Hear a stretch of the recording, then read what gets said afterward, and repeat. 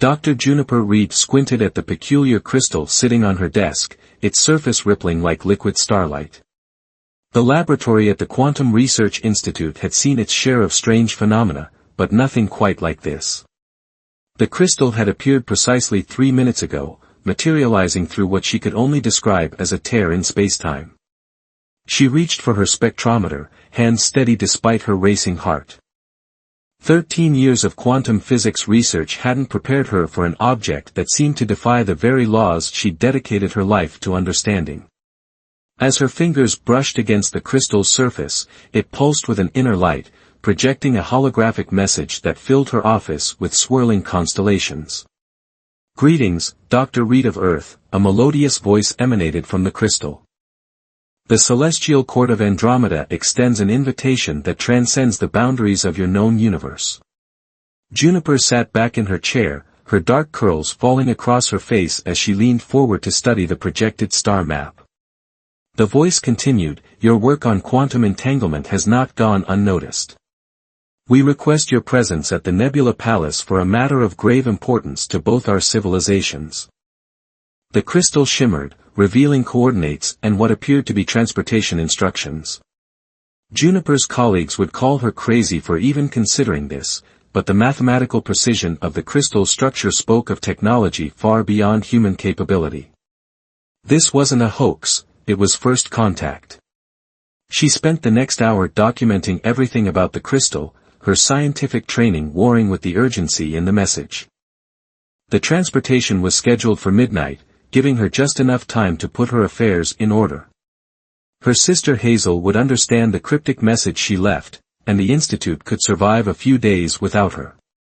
As the appointed hour approached, Juniper stood in her garden, the crystal warm in her palm. The night sky seemed different now, knowing what awaited beyond those familiar constellations. The crystal began to pulse in rhythm with her heartbeat, its light intensifying until it enveloped her completely.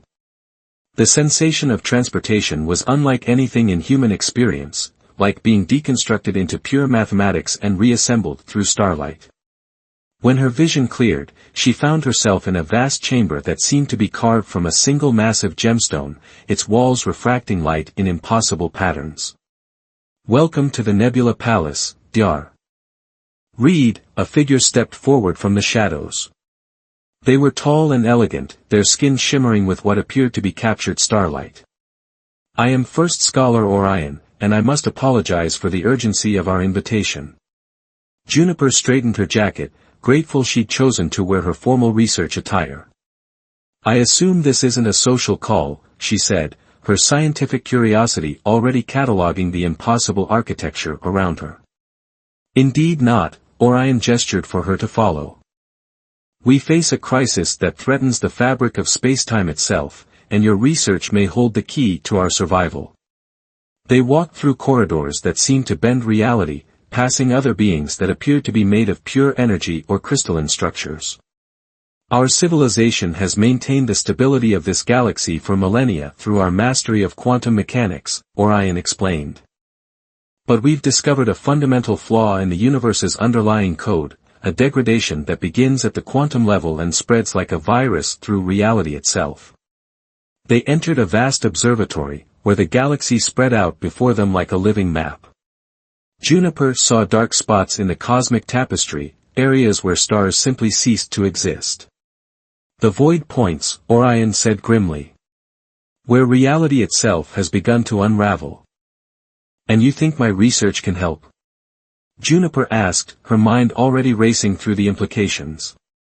Her recent papers on quantum stability and entanglement preservation had been theoretical, but here was a civilization that might have the means to implement them.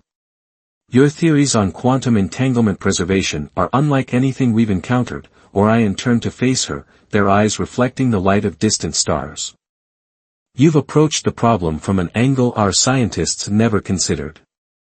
But there's something else, something about Earth itself that makes your perspective unique." Before Juniper could respond, alarms began to sound throughout the palace. The star map before them flickered, showing a new void point forming dangerously close to Earth.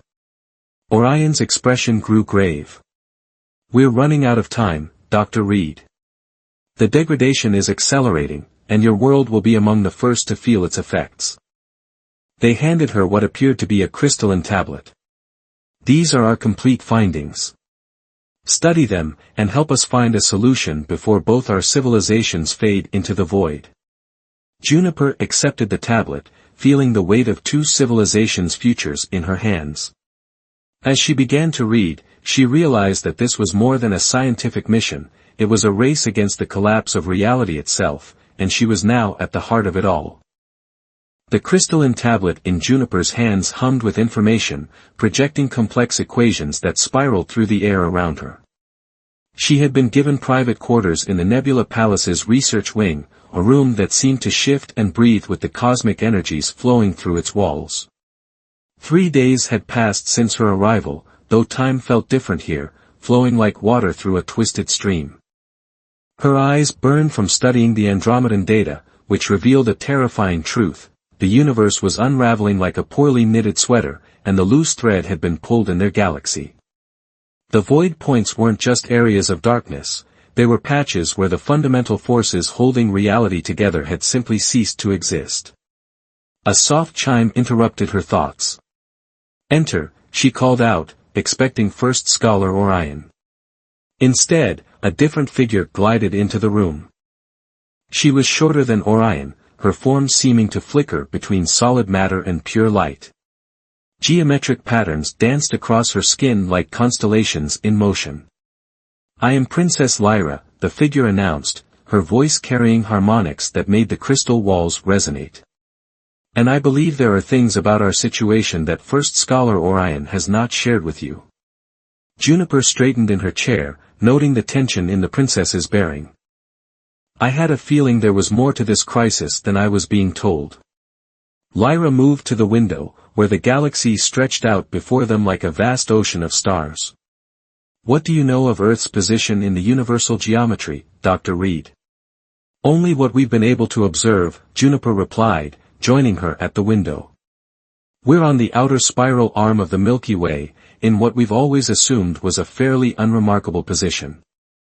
The princess's laugh held a note of irony. "Unremarkable? Your world sits at the exact center of a cosmic algorithm so complex that even our most advanced systems cannot fully comprehend it. The mathematics that govern your reality are perfect." Juniper felt a chill run down her spine. "Perfect how?" Lyra waved her hand, and the view outside shifted, showing Earth from a perspective impossible from any human telescope. The planet glowed with geometric patterns that extended outward in all directions, creating a web of mathematical precision that boggled the mind. "Your world is an anchor point, a cornerstone of reality itself," Lyra explained. "The void points began appearing shortly after we attempted to replicate Earth's mathematical signature. We believed we could use it to enhance our own civilization's connection to the fundamental forces of the universe." "You tried to copy Earth's position in spacetime?" Juniper asked, her scientific mind already racing through the implications. "That's like trying to have two centers in a circle, it's mathematically impossible." "Precisely," Lyra's form flickered more intensely. "But there were those among us who insisted on trying. They believed that by replicating Earth's position, we could elevate our civilization to a new plane of existence. Instead, we created instabilities that are now threatening to tear reality apart." Before Juniper could respond, the door chimed again. This time it was Orion who entered, stopping short at the sight of Princess Lyra. "Your Highness," he bowed, but there was an edge to his voice. "I wasn't aware you would be speaking with our guest." "Perhaps you should have been more forthcoming with her, First Scholar," Lyra replied coolly. "Dr. Reed deserves to know the true scope of what she faces." The tension in the room was palpable. Juniper looked between them, suddenly understanding that she was caught in the middle of a conflict that went far beyond scientific discovery. "Who authorized the attempts to replicate Earth's position?" she asked. Neither answered immediately. Finally, Lyra spoke, "The Celestial Council, led by my brother, Prince Cepheus.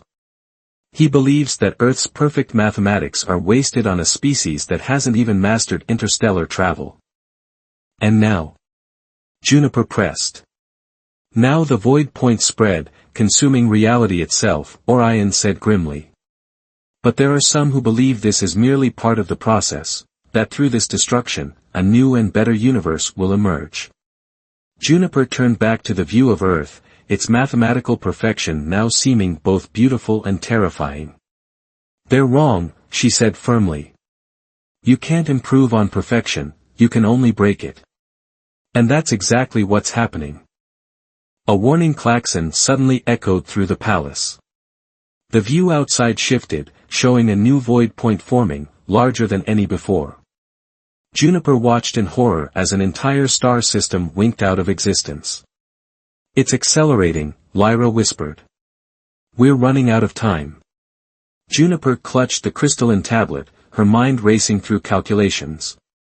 I need access to your quantum computing core, she said. And I need to know everything about the attempts to replicate Earth's position. No more secrets. Orion and Lyra exchanged glances. The quantum core is restricted, Orion began, but Lyra cut him off. Give her what she needs, the princess commanded. We're past the point of protecting our mistakes. She turned to Juniper, her form solidifying fully for the first time. But be careful, Dr. Reed. Knowledge in the Nebula Palace is as dangerous as any weapon, and there are those who would prefer that some secrets remain buried. As Juniper followed them toward the quantum core, she couldn't shake the feeling that she was walking into something far more complex than a scientific crisis. The fate of reality itself might hang in the balance, but the politics of the celestial court could prove just as deadly as any void point. The quantum computing core of the Nebula Palace was unlike anything Juniper had ever imagined. It wasn't a machine in any conventional sense, but rather a living mathematics, equations that wrote themselves in light and shadow, theorems that danced through the air like cosmic butterflies. She stood at its heart, surrounded by holographic displays showing the spread of void points across the galaxy. The core contains records dating back to the founding of our civilization, Orion explained, his fingers tracing patterns in the air that caused new data streams to materialize. Every scientific discovery, every technological advancement, all preserved here. Juniper nodded, her attention focused on the complex web of information before her.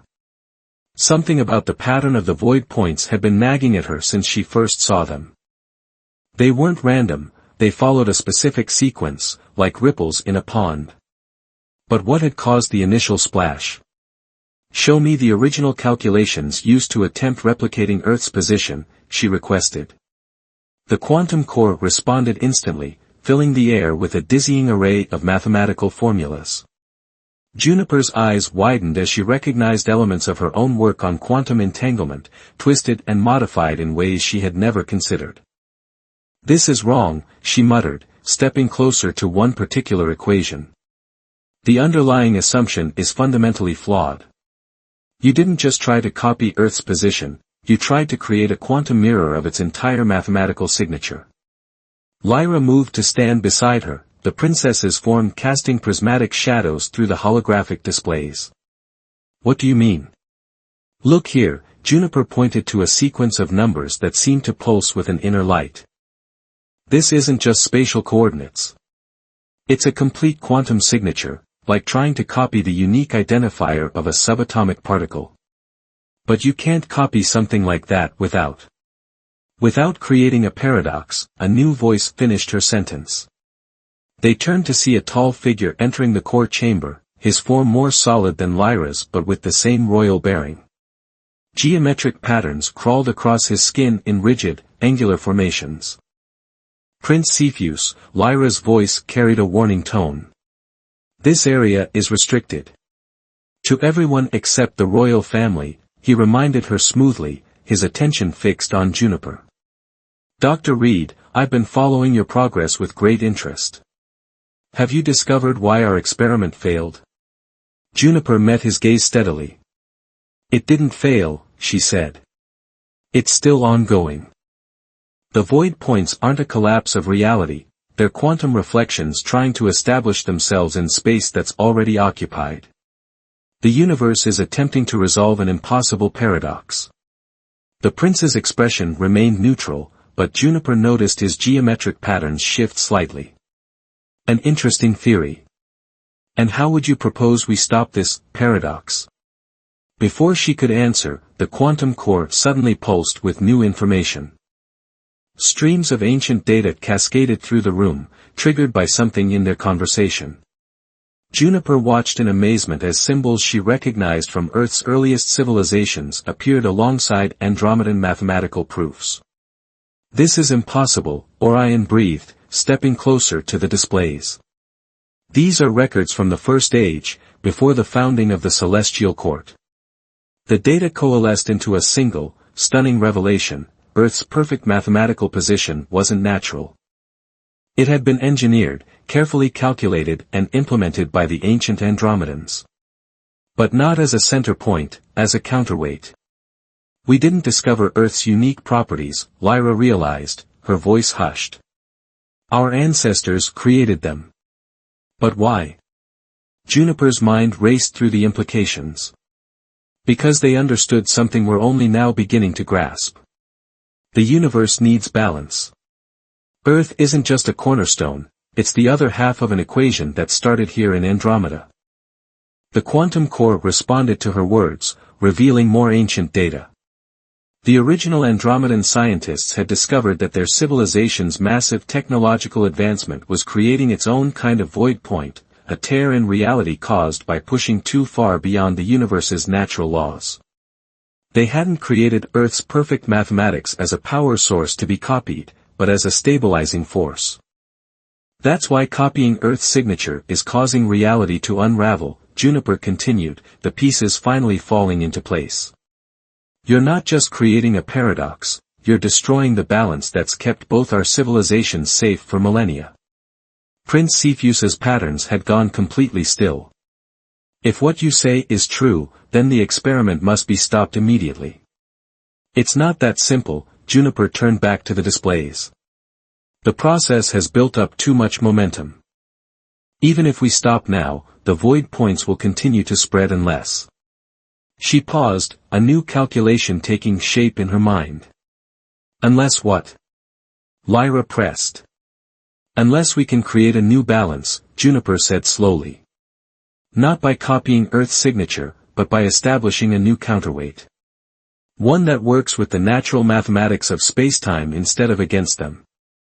The quantum core hummed with energy, as if responding to her idea. But before she could elaborate, warning signals began blaring throughout the palace. On the displays, they watched as 3 new void points appeared simultaneously, forming a perfect triangle around Earth. "It seems time is not on our side," Prince Cepheus observed coldly.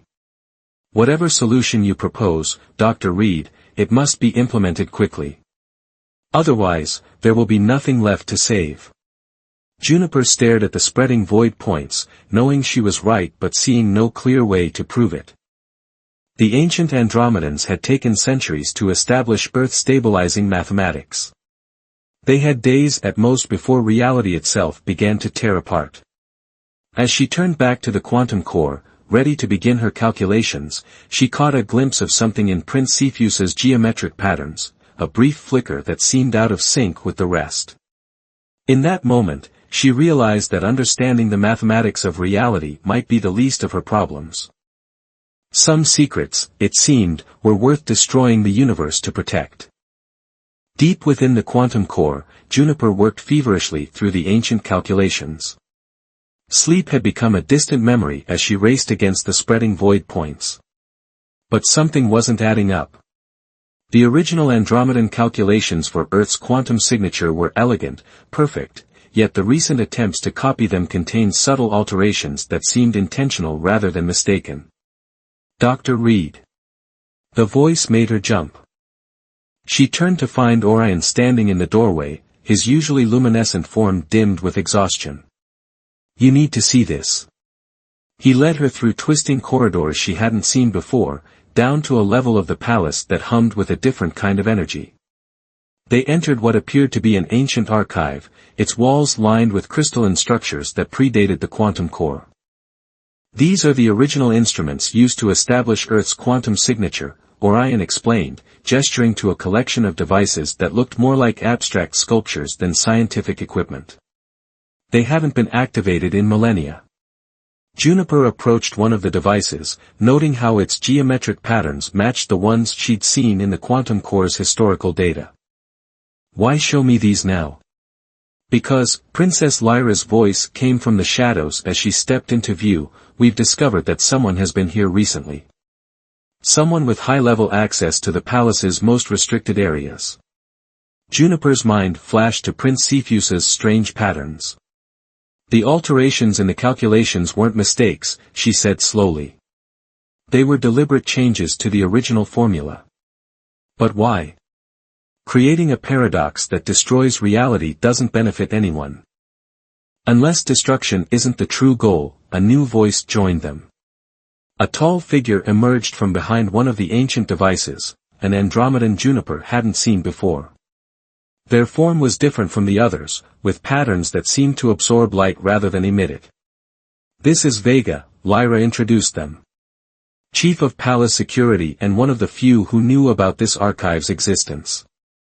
"The void points aren't just destroying reality," Vega explained, their voice carrying harmonic undertones that made Juniper's skin tingle. "They're transforming it. Each area of void creates a quantum vacuum that can be reshaped." Horror dawned on Juniper's face as she understood. "They're not trying to copy Earth's perfect mathematics. They're trying to create a blank slate, to rewrite the fundamental laws of physics themselves." "Precisely," Vega confirmed. "A faction within the Celestial Court believes our civilization has reached its peak under the current universal constants. They seek to establish new laws of physics, ones that would give them power beyond imagination." "But that's insane," Juniper protested. "You can't just rewrite the laws of physics without destroying everything that exists under the current ones. Including themselves. Unless," Orion interjected quietly, "they found a way to shield themselves from the transformation." He moved to one of the ancient devices, activating a hidden panel. A holographic display sprang to life, showing a massive structure being built in secret at the edge of Andromedan space. "A quantum arc," Lyra whispered. "Large enough to hold thousands, but not millions. Not billions. They mean to survive the rewriting of reality while everyone else is destroyed," Juniper realized. "Both our civilizations, all others in the galaxy, we'd be erased to fuel their transformation." A distant alarm began to sound, different from the void point warnings they'd heard before. Vega's patterns shifted rapidly.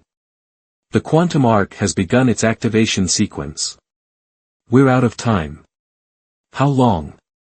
Lyra demanded. "Hours at most. Once the arc is fully powered, the void points will reach critical mass. Reality as we know it will begin to unravel completely." Juniper turned back to the ancient devices, her mind racing. "These instruments, they still work?" "In theory," Orion replied. "But they haven't been used since Earth's quantum signature was established." "We don't need to use them the same way," Juniper said, moving between the devices with growing excitement. "The original Andromedans created Earth's perfect mathematics as a counterweight. What if we could use these to create a quantum lock instead? Not to stop the void points, but to stabilize them, prevent them from being used as reset points for the laws of physics." Vega's patterns shifted thoughtfully. "It could work, but the calculations would have to be perfect. One mistake and we could accelerate the collapse instead of preventing it." "Then we better not make any mistakes," Juniper said grimly. She turned to Lyra. "I'll need access to the quantum core's full processing power. And we need to warn Earth. If we're going to establish a quantum lock, both ends of the equation need to be prepared." "Warning Earth would alert the conspirators," Vega cautioned. "They're already alerted," a new voice rang through the archive. Prince Cepheus stood in the doorway, flanked by guards whose patterns moved with militant precision. "And I'm afraid I can't allow you to interfere with the Grand Ascension." "Brother," Lyra stepped forward, her form blazing with anger. Do you understand what you're doing? How many will die? Die. No, sister. They will simply never have existed in the first place. The new universe we create will be perfect from its very beginning. He gestured to his guards. Take them. But Juniper had already moved. In the seconds before Cepheus appeared, she had recognized something about the ancient devices. They weren't just instruments. They were weapons, created by the original Andromedans as a failsafe.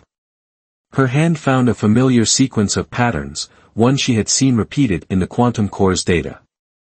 The device hummed to life beneath her touch, and reality itself seemed to hold its breath. The ancient device pulsed with power beneath Juniper's fingers, sending waves of quantum energy through the archive. Prince Cepheus and his guards stumbled as reality rippled around them, their geometric patterns fluctuating wildly. Lyra reacted instantly, her form blazing with light as she moved to protect Juniper. You don't understand what you're risking, Cepheus shouted, regaining his balance. The quantum arc is humanity's chance to transcend its limitations. We could rewrite the very fabric of existence. No, Juniper said firmly, her hands dancing across the device's controls with newfound certainty. What you're attempting isn't transcendence, it's cosmic suicide. The original Andromedans understood something you've forgotten: the universe isn't meant to be controlled. It's meant to be balanced. The device hummed louder, connecting with its siblings around the room. Juniper's mind filled with calculations as the quantum core responded to the ancient technology, showing her possibilities that stretched beyond human comprehension. She saw the void points for what they truly were, not just tears in reality, but pressure points where the fundamental forces of the universe could be reinforced. Orion, she called out, never taking her eyes off the calculations, I need you to link these devices to the quantum core. Lyra, can you establish a connection to Earth through your original quantum channels? They moved to help as Vega engaged the prince's guards, their forms splitting into multiple light echoes that confused and disorientated the attackers. Cepheus raised his hand, dark energy gathering around him. I won't let you destroy everything we've worked for. Brother, stop. Lyra's voice carried the full authority of her royal lineage. Look at the quantum readings. Really look at them. On the holographic displays surrounding them, the pattern of void points had begun to change. Rather than expanding, they were resonating with each other, creating a new kind of geometry. Juniper's fingers flew across the ancient controls, guiding the transformation. The ancient Andromedans didn't just create Earth's perfect mathematics, she explained, her voice steady despite the enormous energies flowing through the room. They created a template for universal harmony. We don't need to rewrite the laws of physics, we need to complete the equation they began.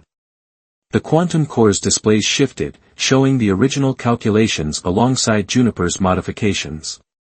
Where the ancient Andromedans had created Earth as a counterweight, she was transforming the void points into quantum anchors, using them to strengthen the very fabric of spacetime rather than tear it apart.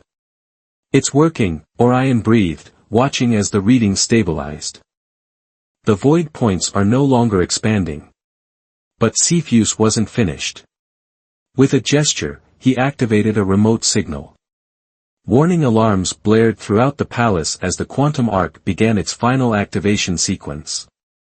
You're too late, he declared. The arc's power core has reached critical mass. Even if you've stabilized the void points, the quantum backlash will still tear reality apart. Juniper smiled, never pausing in her work with the ancient devices. You're right about the backlash. But wrong about its effect. She looked up, meeting his eyes. I've read the original calculations, Your Highness. All of them. Including the parts your faction tried to erase from the quantum core. Understanding dawned on Lyra's face. The failsafe, she whispered. Exactly, Juniper confirmed. The original Andromedans built a failsafe into the quantum relationship between our civilizations. If one tries to fundamentally alter reality, the other automatically acts as a cosmic circuit breaker. The quantum ark's energy signature appeared on their displays, a massive buildup of power that could reshape existence itself. But as it reached its peak, something extraordinary happened. The void points, now transformed into quantum anchors, began to resonate with Earth's perfect mathematics. The energy from the arc wasn't tearing reality apart, it was being channeled, redirected, used to strengthen the very barriers of spacetime it was meant to break. No. Cepheus lunged forward, but Vega's light echoes surrounded him, holding him back. They all watched as the quantum ark's power was absorbed and redistributed through the new network of anchors, creating a lasting stability that would preserve the universe's fundamental laws. "It's done," Juniper said softly, stepping back from the ancient devices. "The void points have been transformed into permanent quantum stabilizers. No one will be able to rewrite the laws of physics, at least not without the agreement of both our civilizations." Lyra moved to stand beside her brother, who had fallen to his knees. "The Celestial Court will want answers," she said firmly. "About everything." "They'll have them," Vega promised, their light echoes remerging into a single form. "Along with evidence of everyone involved in the conspiracy." Juniper felt exhaustion washing over her as the adrenaline faded. "What happens now?" she asked, looking between Lyra and Orion. "Now," Lyra said, "we build on what the ancient Andromedans began. Not by trying to control the universe, but by learning to work in harmony with it." She turned to Juniper. "We'll need your help, Dr. Reed. There's so much more we could learn from each other." Juniper looked at the quantum displays, showing Earth and Andromeda linked not by dominance but by balance. "I'd like that," she said. "Though next time, maybe we could skip the part where reality almost ends." Orion's patterns rippled with what might have been laughter. "I make no promises, Doctor. After all, the universe does so love its mysteries." As they left the archive, Juniper glanced back at the ancient devices, now humming contentedly in their new role as guardians of universal law. She had come to the Nebula Palace expecting to find answers about the cosmos. Instead, she had helped write a new chapter in the story of two civilizations, one that would be told in the language of quantum mathematics, written across the stars themselves.